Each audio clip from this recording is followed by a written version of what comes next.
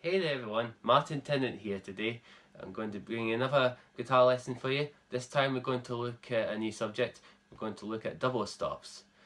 Double stop is just simply two notes played at the same time. That's pretty much all there is to it. So instead of just playing your typical just single note melodies,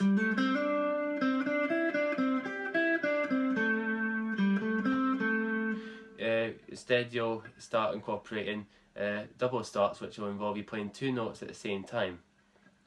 And just to clarify, there's a difference between a double stop and a chord, because I've said before that a chord is defined as two or more notes played at the same time. And while that's theoretically true, the difference between a double stop and a chord is that a double stop is more often than not used in a melodic situation.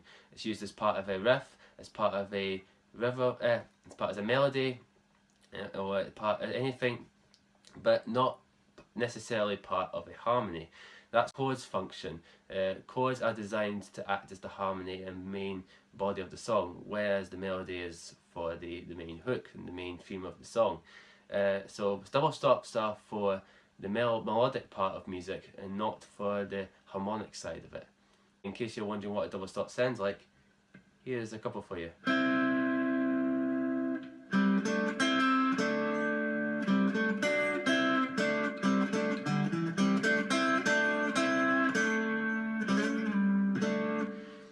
So there's some for you. Now notice the difference between that and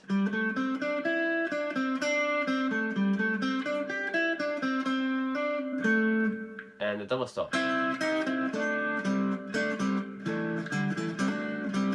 It's a really cool sound. You get some really cool rocky sounds from this type of thing.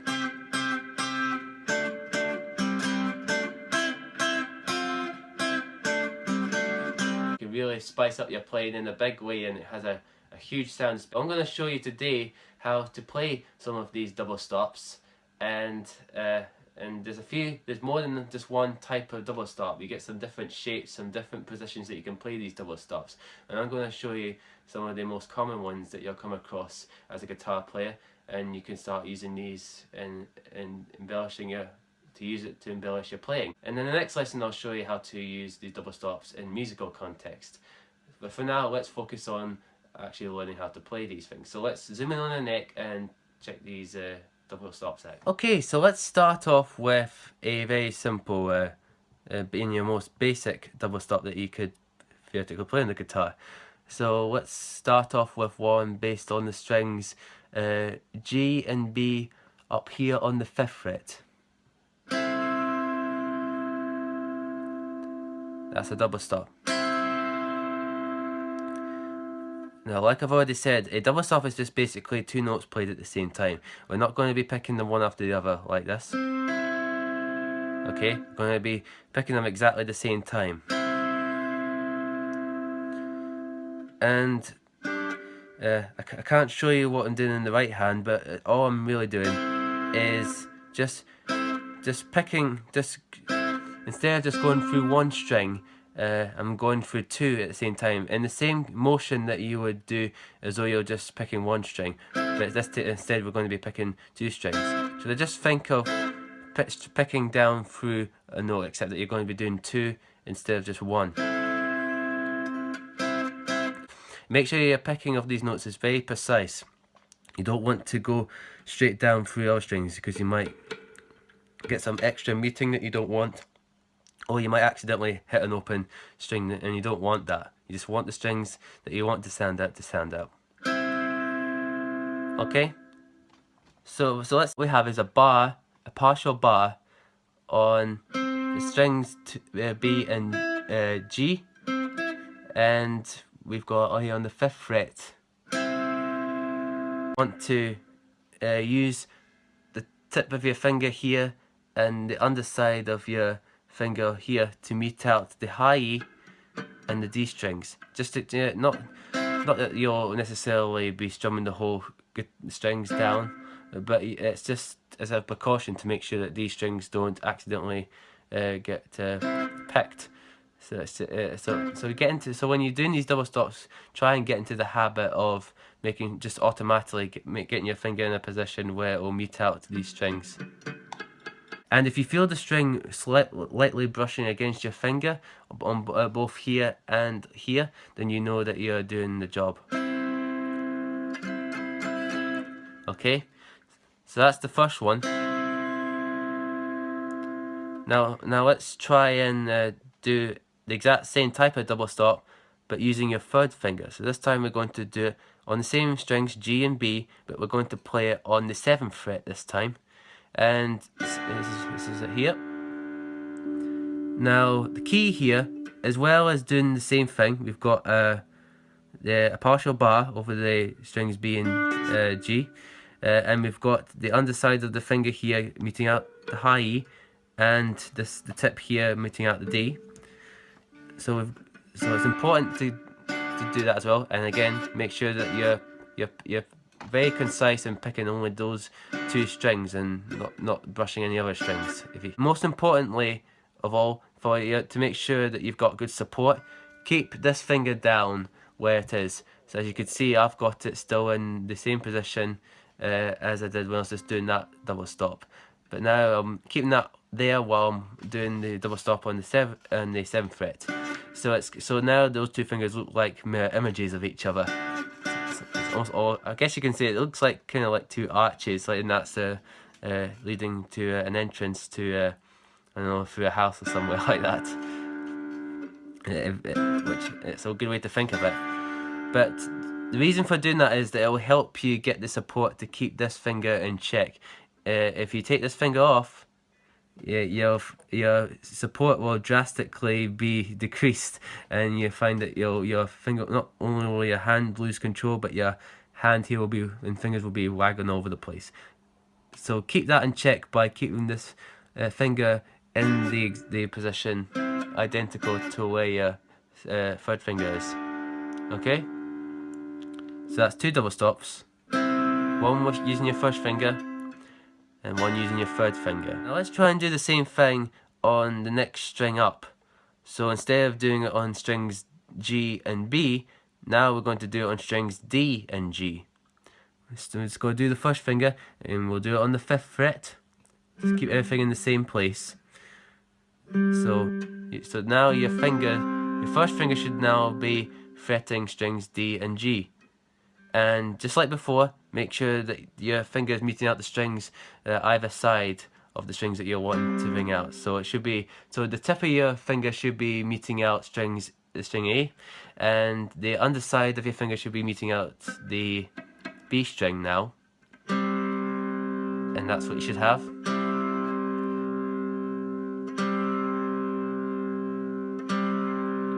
Okay, sounds clear cut. If there's some buzzing going on, that's fine, because just like when you're learning chords or something new, it's not going to sound perfect every time, the first time you do it.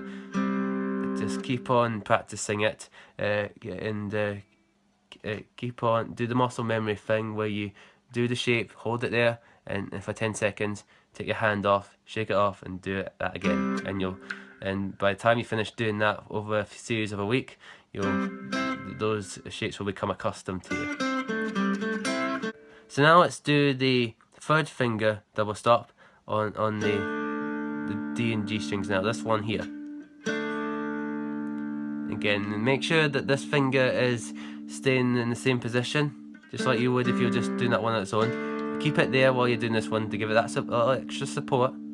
Make sure that if your fingers are nicely arched, well, except this one's alright, this one's kind of bent, but that's going to happen with this finger. It's just your 3rd finger naturally does that, but this one, is better for this one to be arched around. As you could see, it's nicely arched around. So make sure that your 1st finger is arched, and if you can, make sure that your 4th and your 2nd finger are arched as well, so you can have nice posture. A different one.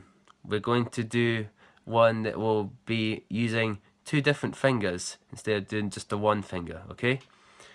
So let's try it here in this position. Now that's a major 3rd interval double stop, because it's based on an A chord. We have the A root here, and then we have a C sharp, which is the major 3rd, second finger on the 7th fret of the D, and first finger on the 6th fret of G.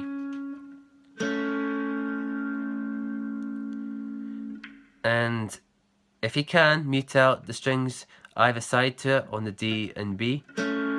If not, then you just have to be very precise and only pick D and G. Now let's try a minor interval double stop based on the same position. This is an A minor double stop interval. We have A root. Now we have the minor interval here, which is C natural. So we're changing our fingering ever so slightly here. We've got third finger playing the 7th fret on the D, and then we've got the first finger playing the 5th fret on the G. Okay? Minor interval. So let's try that now. So just do that same shape down here for A. Again, it's on the 7th fret of the D and on the 6th fret of G. Now just take that shape and move it up down the string set. So now we've got 7th fret on the G of the second, and we've got 6th fret on the B string for the first finger. And that's your minor interval based on strings G and B. Now let's do something a little bit different. This position, which is actually that, but the other way around. And you might recognize the shape as being similar to the open D chord. That's because it's kind of based off that shape. But we're just going to be using the first and third fingers, and these are the only strings that we're going to play. So we're going to play it up here. So it'll be first finger here on the 5th fret. So we've got first finger on the 5th fret of the G string, and we've got third finger on the 6th fret of B. And that's actually a 4th interval. Now let's try something a little bit different. Let's try doing this interval. This is a really nice one. This is called a major 6 interval. And the reason why it's called a major 6 interval is because this note here is the root, it's a D, and then this note up here is a major 6, it's a B, and in the key of D major, the B would be the major 6 of the key. So that makes it a major 6 interval. So what we want here, we want second finger to play the 7th fret on the G, okay? And then we want that finger to mute out the B string. Just arch the finger and bring it down over the string so that it mutes it out. Kind of like when you do a G chord and you want to mute out the A string. Same applies here. Just do it on the B string instead. Once you've got that, we then put our third finger on the high E string on the 7th fret. And that's major 6. And if you're muting it out correctly, you shouldn't be getting an open B string in there. You should be just a muted note in that, you'll be, that's what you want. Now let's try a minor 6 interval. Now that might sound a bit strange. You might think that sounds wrong, but that's actually what it's supposed to sound like, as it's a minor 6 interval. So if this was like this is based on D, if this was in the key of D minor, this is the B flat, so this would be the minor 6 interval of the D minor key. So as you see, it's only half a step down difference from the major 6. We're going to have to alter the fingering for that reason. So what we want, second finger on the 7th fret of G, and then as before, bring the finger down this way to mute out the B string. Then first finger plays the 6th fret on the high E, and you just play the strings together. Now let's end off with a really cool idea, octaves. This is another popular double stop idea. You might hear this in a lot of rock, and it's particularly found in punk music from my experience, but you can another band that used it a lot was the Red Hot Chili Peppers. There's quite a lot of songs that use this idea, and the Foo Fighters, I believe, use this a lot in a lot of their guitar harmonies because they have free guitar. But this is what it sounds like.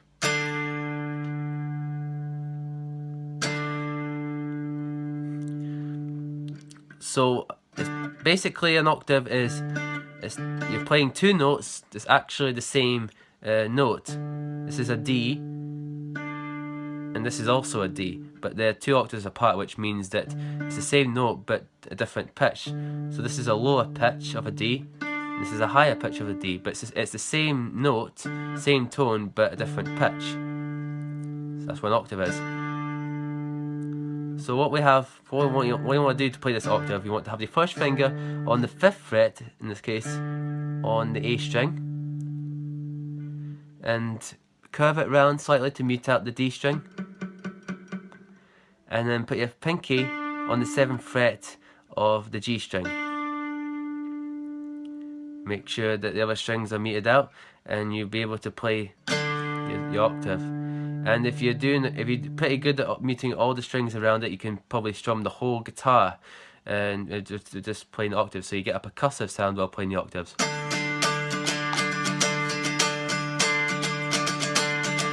And there's another version you can play of a octave. It's using a slightly different fingering. Again, this is due to the tuning of the B string that forces you to play the same thing but alter the fingering.